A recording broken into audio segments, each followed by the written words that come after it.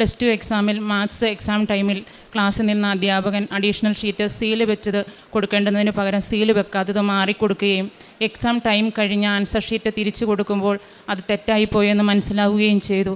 10 minute extra കൊടുക്കാം, പെട്ടെന്ന് എഴുതി തീർക്കണമെന്ന് പറഞ്ഞ് അധ്യാപകൻ വീണ്ടും അഡീഷണൽ ഷീറ്റ് കൊടുത്തു. 10 മിനിറ്റ് കൊണ്ട് ആ എക്സാം കംപ്ലീറ്റ് ചെയ്യുവാൻ പറ്റില്ലായിരുന്നു.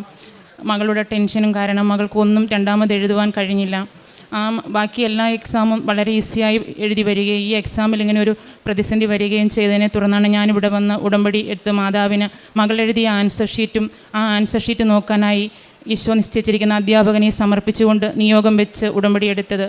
അന്ന് മുതൽ ഞങ്ങൾ കുടുംബമായി ഈ നിയോഗത്തിൽ മാതാവിനോട് പ്രാർത്ഥിക്കുകയും റിസൾട്ട് വരുമ്പോൾ ഞങ്ങൾ പ്രതീക്ഷിച്ചതിനേക്കാൾ 80-ൽ 65 മാർക്കോടുകൂടി മകൾ പാസ്സാകുകയും ഹൈ റിസൾട്ട് ലഭിക്കുകയും ചെയ്തു. ബാക്കിയുള്ള എല്ലാ സബ്ജക്റ്റിനും 95% മാർക്കോടുകൂടെ പാസ്സാകുകയും ചെയ്തു.